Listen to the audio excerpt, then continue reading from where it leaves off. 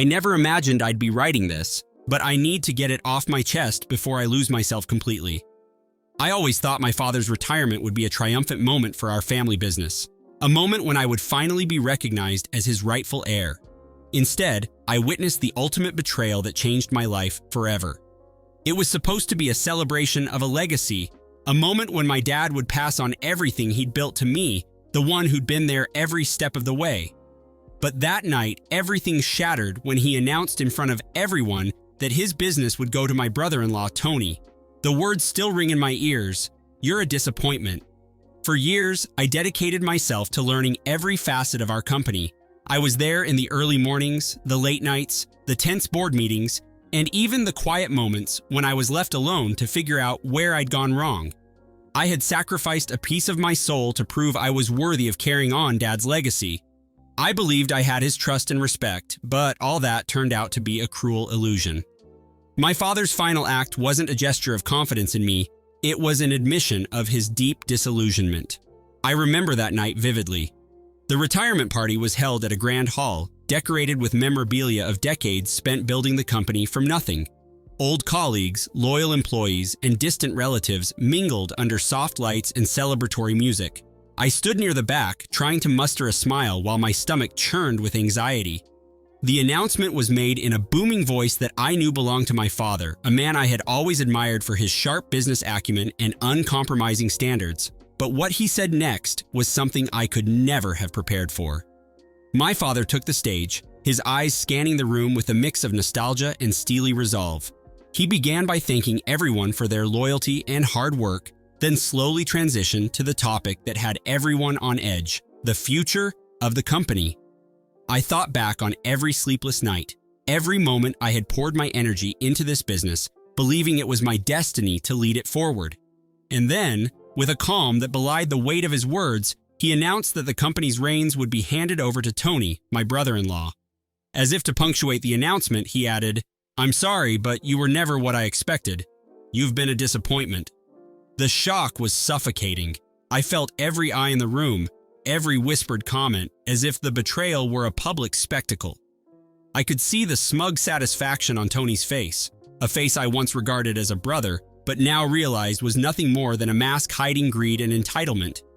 The humiliation cut deeper than any physical blow. It was as if every hour I'd dedicated to this company had been rendered worthless by one callous decision. I spent that night in a daze, wandering the empty corridors of the hotel where the party had been held.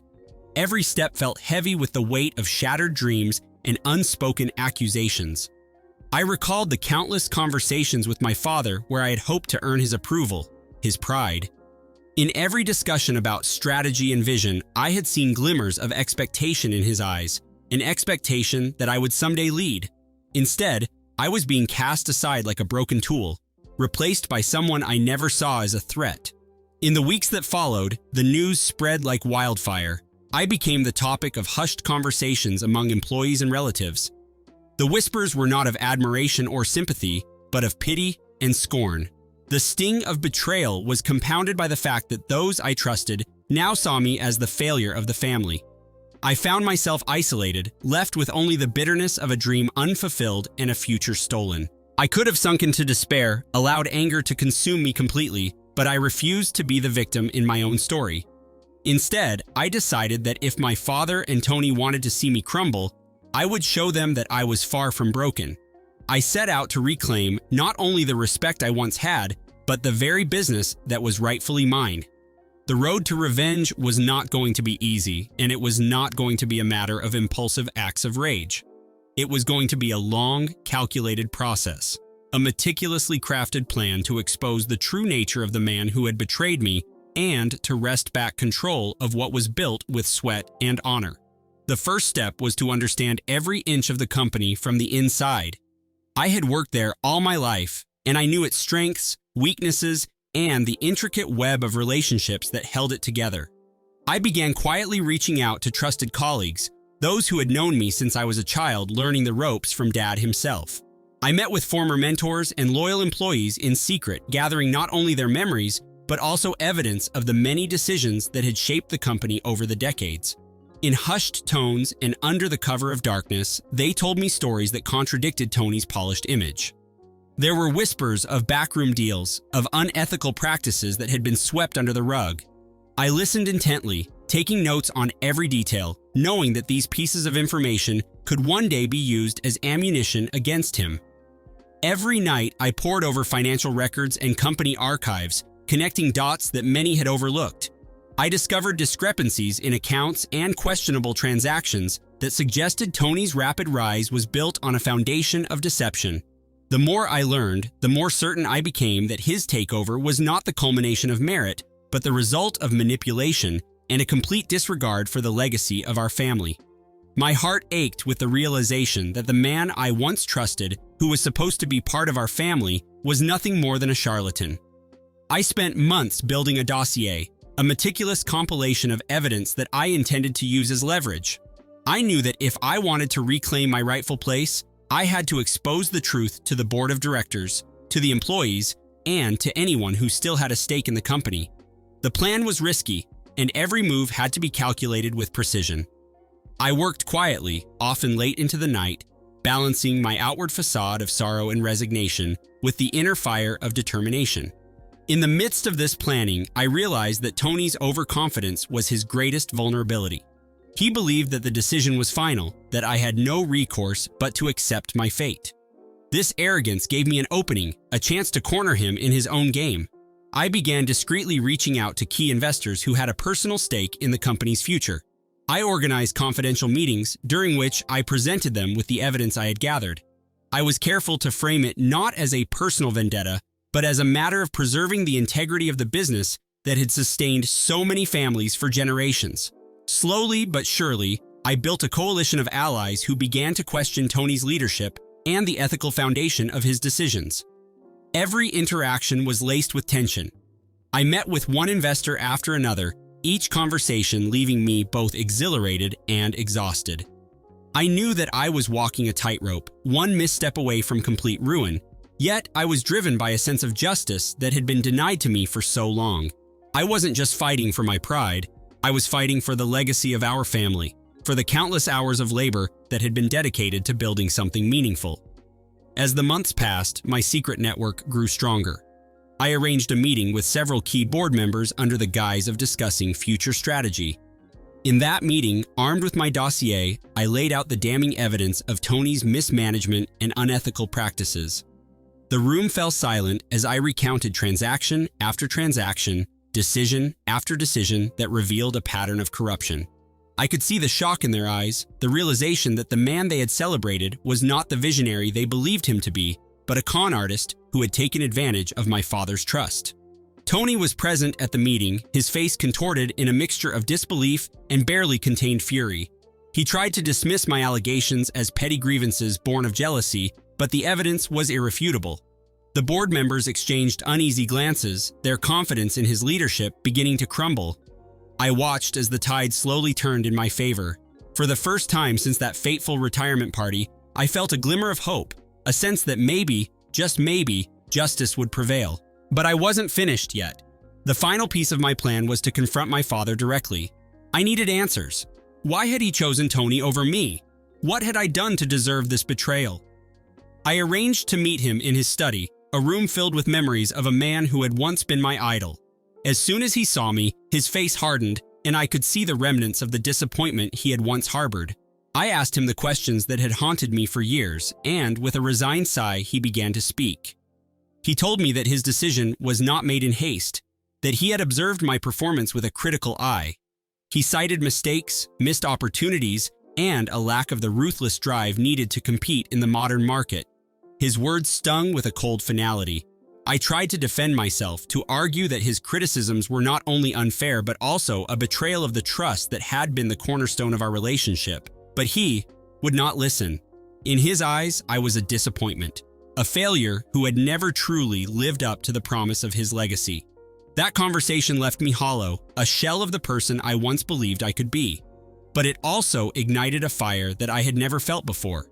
I realized that forgiveness was not an option.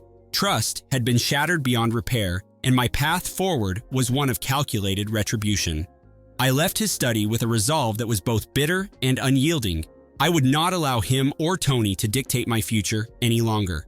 I would dismantle the empire they had built on betrayal, brick by brick, until the truth was undeniable and justice was served. The final phase of my plan was both daring and fraught with risk. I knew that to truly expose Tony's corruption, I needed to take the fight to the public sphere. I worked with a trusted journalist, someone who had a reputation for uncovering corporate scandals, to prepare a detailed exposé. Every fact was double-checked, every source confirmed. We sat for hours discussing the narrative, ensuring that the story would be both compelling and irrefutable. I provided him with every scrap of evidence I'd gathered, knowing that this was the moment when my entire effort would either vindicate me or be reduced to nothing more than the desperate cries of a defeated son. The exposé hit the news like a bombshell. Headlines screamed of corporate malfeasance, boardroom intrigue, and a betrayal that went deeper than anyone had imagined. As the story unfolded, public opinion swung in my favor. Investors began to pull their support from Tony's leadership, and the board of directors was forced to take decisive action. In a dramatic board meeting that echoed the tension of that long-ago retirement party, Tony was formally ousted from his position. The room was thick with the realization that the empire built on lies was crumbling before our eyes.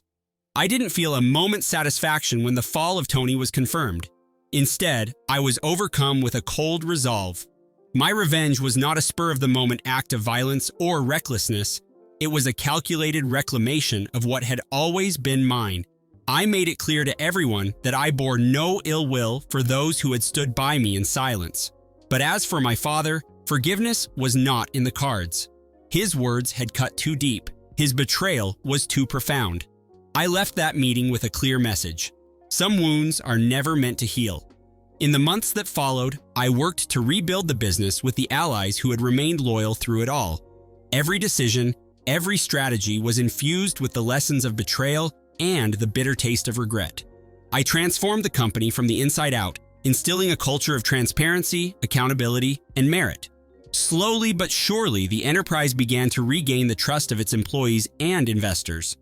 What had once been a family legacy marred by deceit was now evolving into something stronger, a testament to resilience in the face of betrayal. Yet, the scars of that fateful night never fully faded. I often find myself alone in the quiet of my office, staring at the portrait of my father that still hangs on the wall.